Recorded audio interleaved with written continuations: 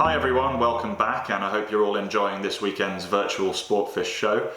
For this next video, we catch up with Paul Clydesdale, who is an ambassador for Fulling Mill. Now, Paul's a very well-known face in the world of fly fishing for pike, and he's also been behind some of the most popular and effective pike flies in the Fulling Mill range over recent years, and you can find some of those online at sportfish.co.uk.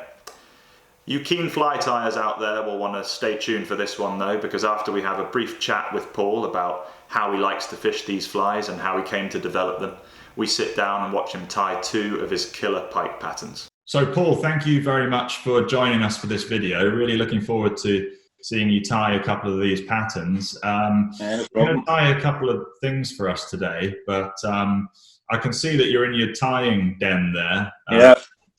Thanks very much for coming along. That's no problem. So you're going to tie one of those sort of side-on Clydesdale jig style flies, and then maybe more of a classic one, both of which are kind of translated over into the Fulling Mill range. So what can you tell us about the thinking behind, let's start with that jig fly first. How did that design come about? Well, what we're trying to do there is to imitate a dying or an injured fish. I've got the material tied on the side of the shank just to kind of split it out a wee bit. When you tie it that way, you can use less material, and it actually fishes a lot different in the water when you tie it like that. And what's unusual about that as well is we've added a bead chain to the front of it. Now, it's just like an extra large bead chain that you get, say, on a cat's whisker, or like the bead chain that holds the plug for your bath. But by adding that bead chain to the front of the fly, it just gives it that wee bit extra weight, and it gives it that wee kind of jigging motion in the water, which the big pike or the predators seem to like. I mean, I know from speaking to a few of the sportfish guys who do a lot of fly fishing for pike, that particular style has become quite popular with them. They seem to have had success on it. So how do you like to fish? Is there a particular method you like to fish that style of flies? I like to. For me, the best technique is you want to cast it out. You allow it to sink down through the water. You strip it back up, pause, and then allow it to flutter back down through the water again. And then just keep repeating it. Strip it, let it drop. Strip it, let it drop, and it's a deadly technique for big pike. And Zander love it as well.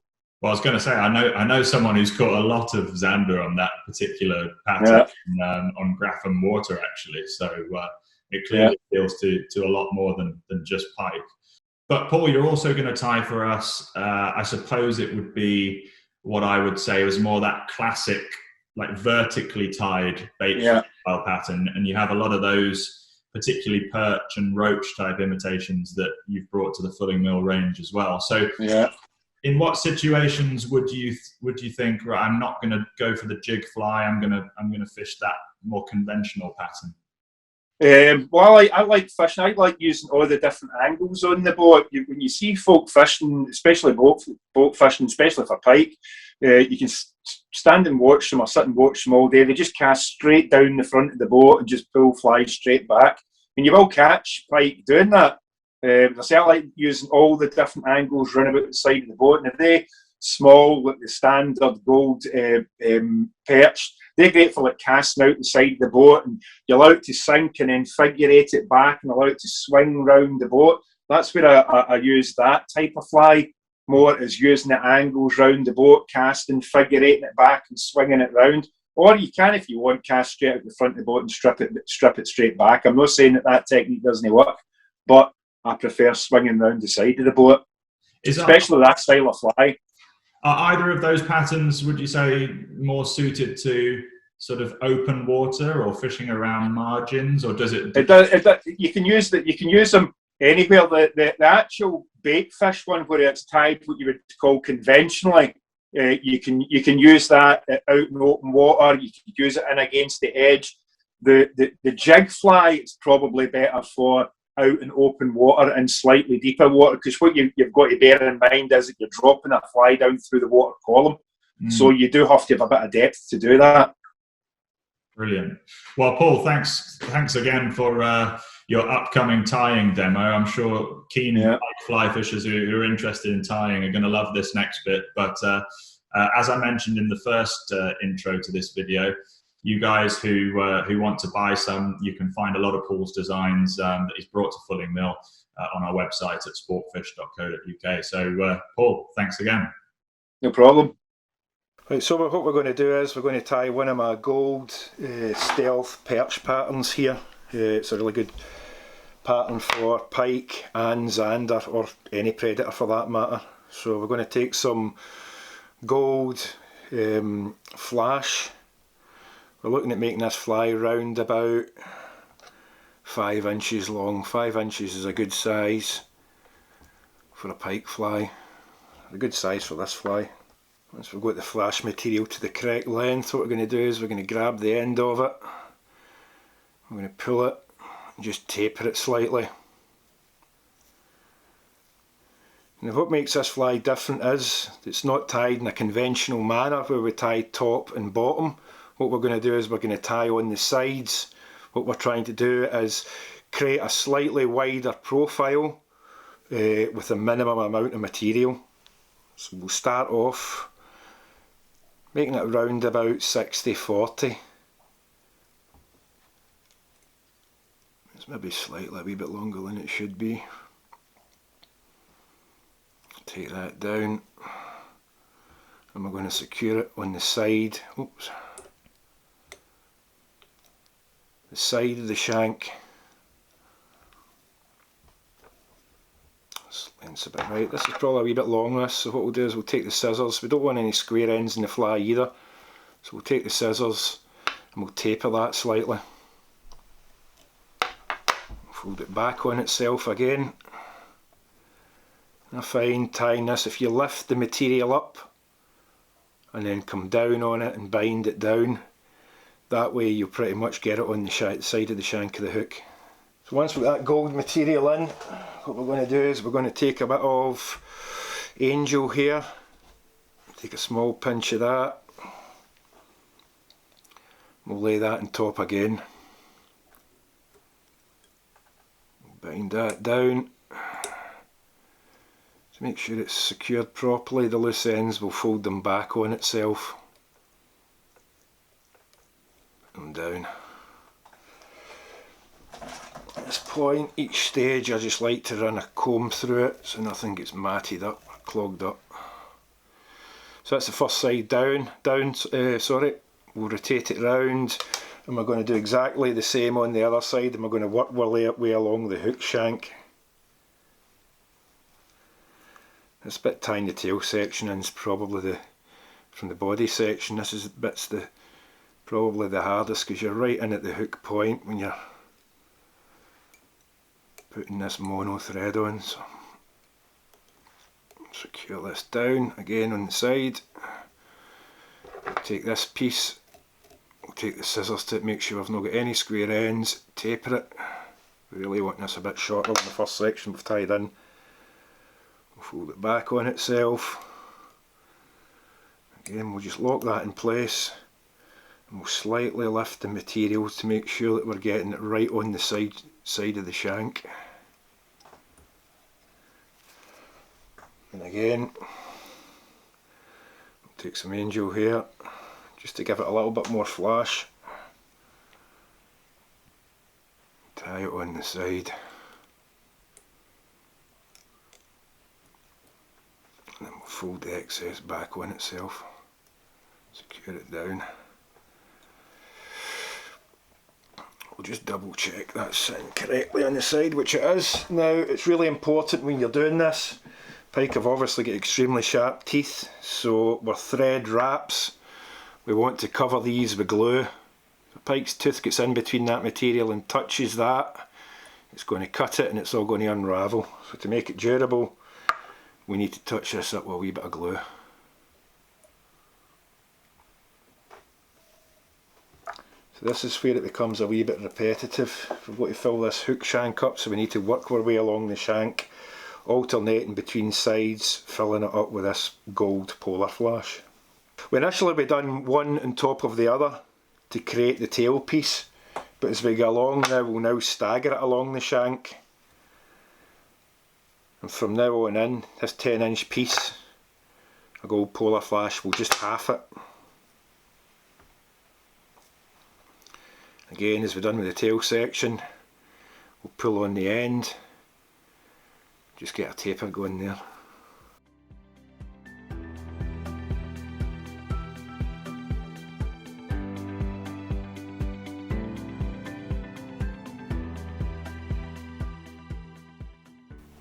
Right, so we've built the hook shank up there, we've put a gold polar flash, we've built a nice flat profile. It's easier to see if you look in for this side here, but if I turn it that way you could probably see it's quite flat. It'll probably need shaped slightly once we've finished the fly, but that's looking not too bad. So what we're doing now is we're going to put in a bright red flash in at the throat. These are to represent the gill rakers of the bait fish. So we're going to take 1, 2, 3 pieces, 3 bends here, 3 folds in it. We're going to fold them together and we're going to tie them in at the throat. Put them in here. Bind them down.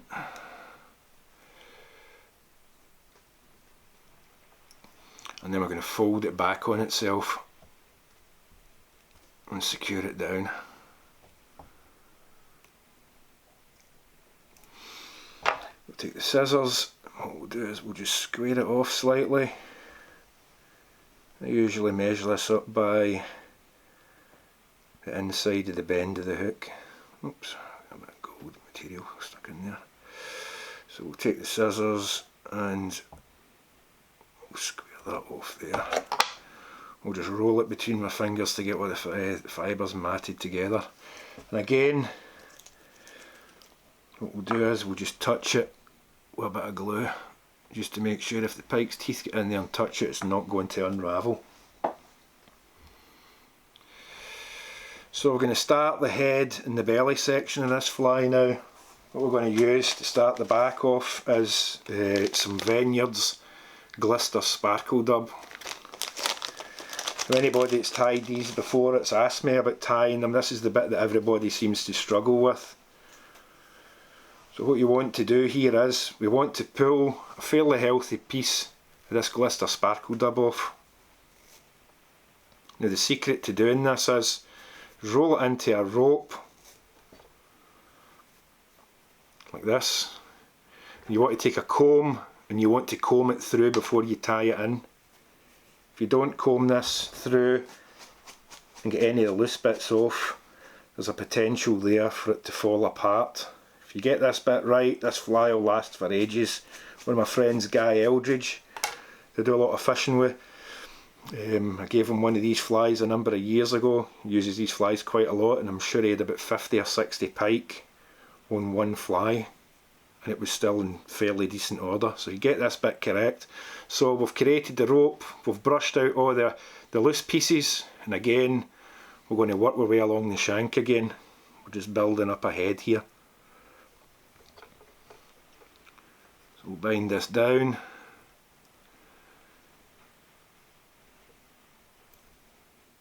We'll fold it back again, keeping it on the side of the shank. Same as the body sections. That's looking nice. We'll just quickly run the comb through that, just to make sure there isn't any loose stuff there and it's sitting right. That looks fine. Come back in with the glue. Touch the mono thread wraps up. So that's the back. Now we're going to go into the belly. Again, this time we're going to use the Vineyards Sparkle Glister Dub again, this time in Pearl. We're going to pull our section off to create our rope.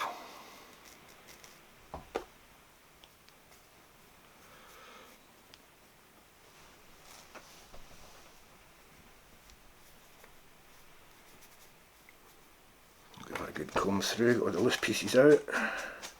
You don't need too much of this. You see that you get left with stuff in the brush. That stuff you can take out, you can put it into a separate bag and you can use it for dubbing other flies.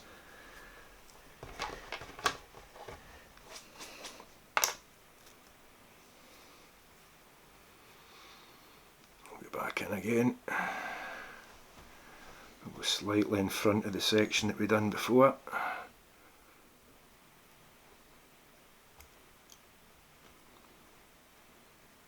Secure that down. We'll run the comb through it just to make sure everything's tight, there's no loose stuff there.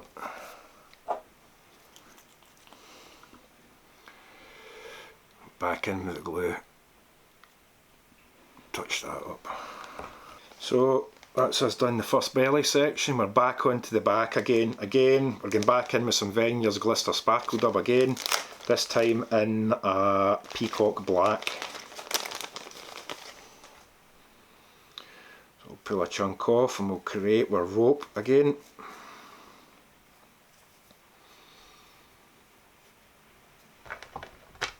Put a good brush through it, get all the loose fibres out.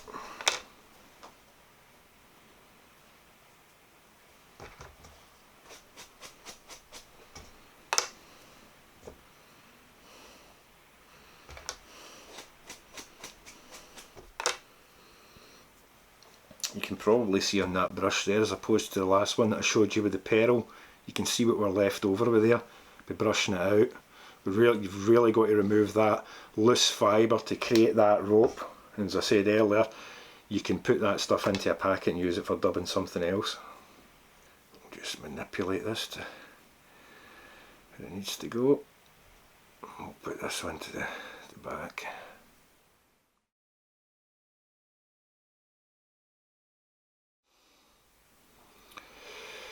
This is the last belly section that we're going to get in with.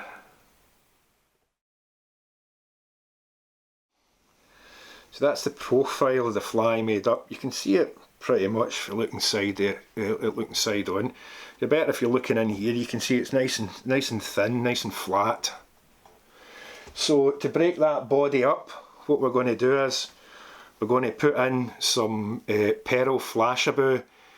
So we'll put this lateral line in it to break the body up now. So we've got 5 strands of pearl flashabou here. We'll just take it under the mono thread, hook it on round about the length of the body. We'll secure it down with a wrap and then we'll fold it back on itself again. That gives us 10 strands down the length of the body, plus that won't pull out if we've doubled it back on itself. So that's that side, and we'll repeat that on the other side.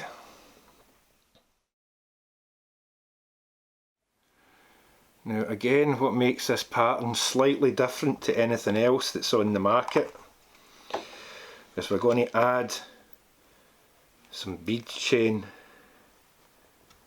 to this fly. I don't know if you can see that there. That's extra large black bead chain. That's just the same bead chain that you use on a cat's whisker, or the bead chain that holds the plug in your bath or your wash hand basin, but this is the extra large size. Adds a tiny bit of weight to it, but not too much, just enough to slightly exaggerate the jigging motion of the fly as it drops down through the water. So we'll secure this in with figure 8 wraps.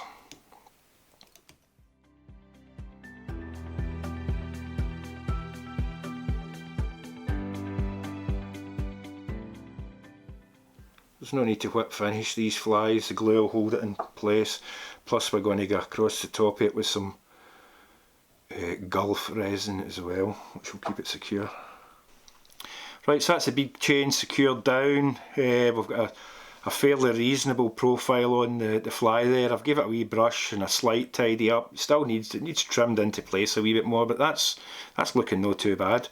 So what we're going to do now is we're going to stick some gold eyes on to the fly, and I think these are about 8mm, and we'll stick these on either side of the fly. So we'll put a bit of glue on the back of this eye to secure it. Now I would recommend using a gel type glue for this. I'm just using an ordinary glue because I've run out of gel type, but I would recommend if you're doing it to use a gel type. It's easier to position the eye, plus the gel goes right into the material fibres as well and secures it down really well. Plus you can move it about with a gel type glue Whereas this stuff, when you stick it down, it's pretty much it. That's not too bad, but you can see that there. So what we've done on one side, we need to do on the other side. What I should have said to you as well is just make sure when you're sticking these eyes down that you spread these materials at the front, spread them well.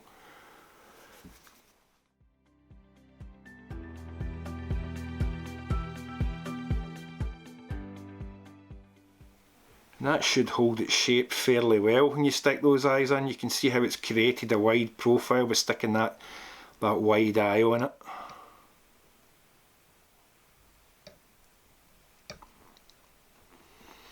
So now we just need to seal the heads of these up, and I like to use some of the Gulf Flexman flexible UV resin to seal the head up.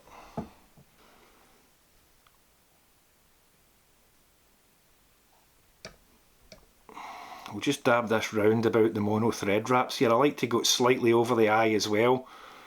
It just makes everything nice and secure, and it keeps the eye in place as well as the glue. We'll rotate that, just let the resin settle. So we'll come in with our torch and we'll set that UV resin. So that fly shape's quite nice there. Those eyes have spread that body or the head out quite nice.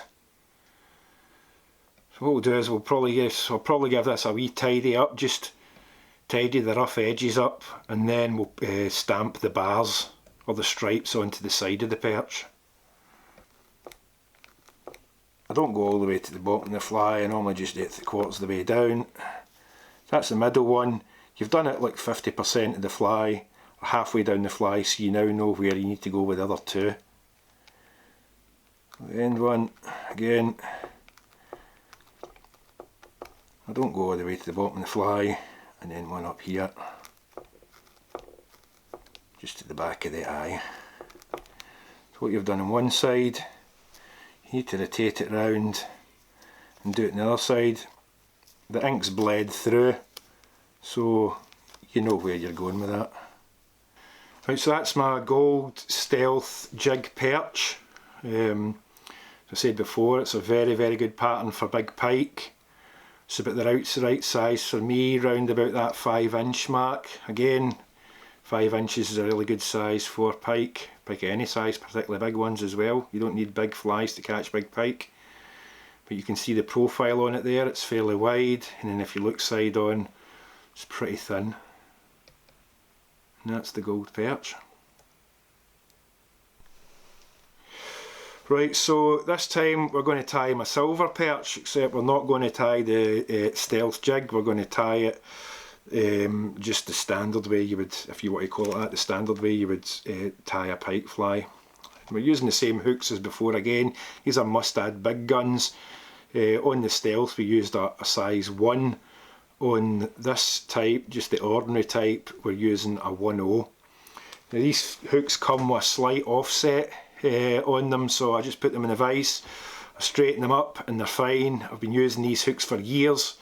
I've never had a single minute's problem with them. For any reason, if the point does get knocked off or blunted over time, or if you catch something in the bottom, they're very easy to resharpen, these hooks. So as I say, I've been using these for years and I'll continue to use them. They're very, very good. So we're just using some mono thread, which is clear. We'll just wind it down the shank. We'll just nip this off.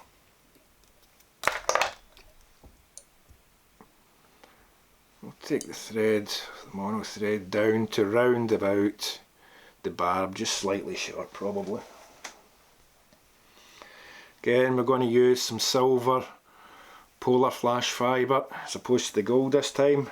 Using the silver gives the fish something slightly different to look at. A different colour contrast. Silver's a very good colour as well as the gold. The silver pattern's very good in dirty water. It shows up slightly better, so it does. If you're fishing in one area and you've possibly maybe taken a few pike out it on the gold perch, and you know there's still pike there, it's sometimes worthwhile changing the colour of the fly, so a change from a gold to a silver can make all the difference at times. So again, same as the last fly, the stealth, we're going to measure up the polar flash. This 10-inch section's probably slightly too long, so we're going to take a wee bit off the end of it. Again, we want round about 60% facing back the way, 40% forward. And we'll take the ends, we'll just pinch them and stagger them slightly. We don't want any square looking ends on the fly, it doesn't look natural. Instead of the fly before, the stealth one, we were tying them on the side, we're going to tie this in a more conventional manner, top and bottom this time. And instead of trying to keep or lift all the materials this time, to try and keep it thin, what we'll do is we'll roll it slightly and want the materials halfway around the hook shank. We'll take this section, there's too much here, it's slightly too long, so we'll come in again with the scissors, we'll shorten it and taper it. As I said, we don't want any square looking ends in here, it makes the fly look unnatural. I like the fly looking a bit ragged, the material is looking ragged against the edges, they just swim better in the water. And we'll secure that back down again. We're going to come in with some angel hair again, just a small pinch, just makes the fly look just that wee bit better with a wee bit extra flash in it. We'll put a bit on top, we'll roll this like we've done before, roll it round, covering the shank. What's left over we'll fold it back on itself to secure it down properly. Like the fly before, we're building a tail section up here, so we'll do this section material on top of material as opposed to staggering it along the shank. Measure this out again. I know roughly, when I line this up, I know roughly where on the vise for the end of this should be to get the correct length.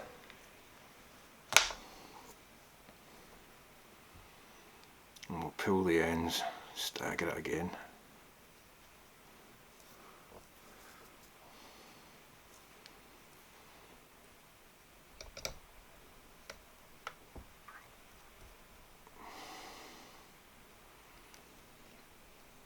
Pinch and loop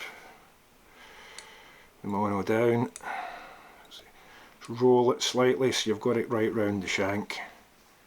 Again, we'll lift this piece, come in with the scissors, and we'll rough the edges up, shorten it down a wee bit.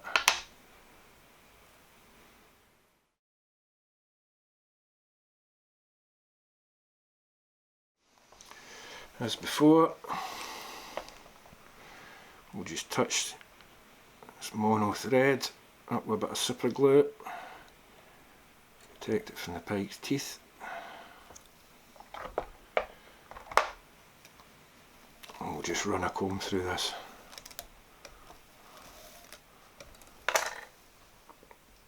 It's looking not too bad lengthwise. So we're now back into the repetitive bit. We're going to work along the shank, fill the shank up.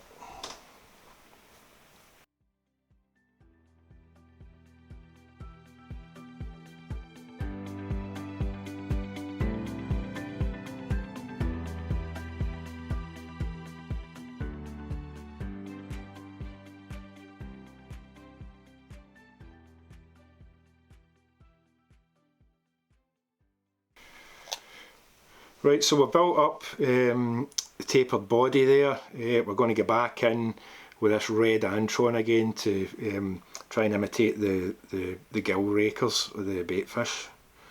So we're going to take, you can see where it's bent when around the card. We're going to take 4 pieces of this. 1, 2, 3, 4. Oops.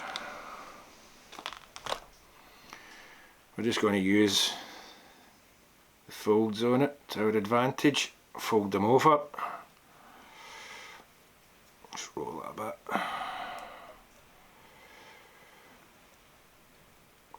I'll attach these on the underside, secure them down, fold it back on itself. As we've done before. Oops. We'll just touch that with a wee bit of glue. Keeps everything in place and protects it with the pike's teeth. Come in with the scissors and we'll cut the end of that off. Oops. And then if you just roll it slightly, you'll see it puts all the fibres together.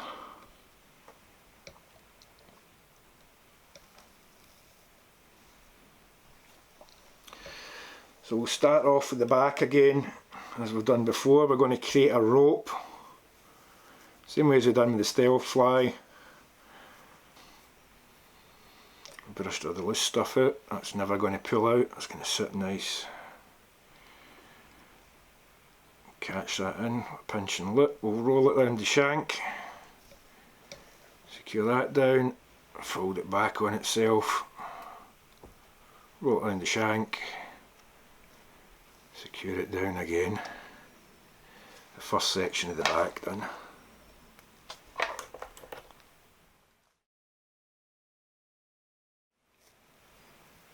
Take some more of the glister sparkle dub again.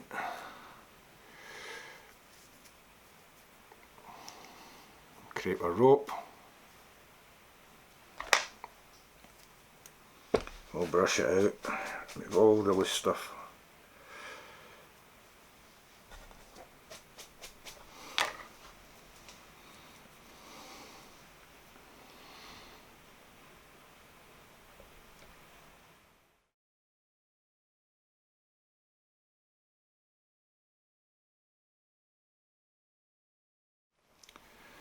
We're going to finish off this back section again with some Vineyards Peacock Black. So we'll go back in again.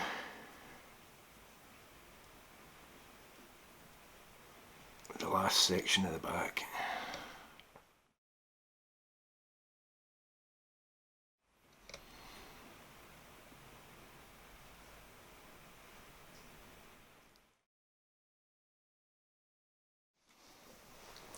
So the same as the stealth fly, we're going to create a lateral line along the fly with this pearl flashabou.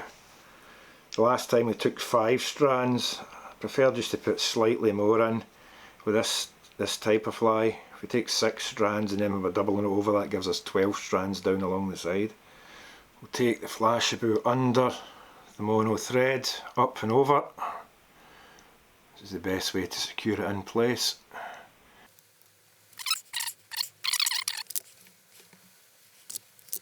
We'll do the same in the opposite side as we've done on the last side. We'll get another 6 strands of the pearl flashabou. As you can see there, that's taken up a bait fish shape quite nicely there. And we'll just nip that off. That needs tidied up slightly with a pair of scissors, but you can see there we've pretty much got the bait fish profile there.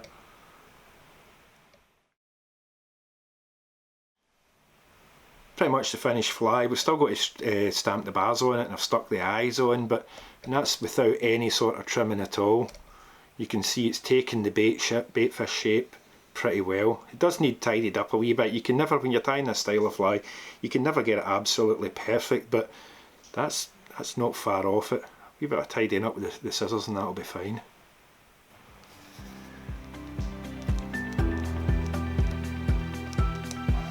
So that's the finished fly, that's my silver perch.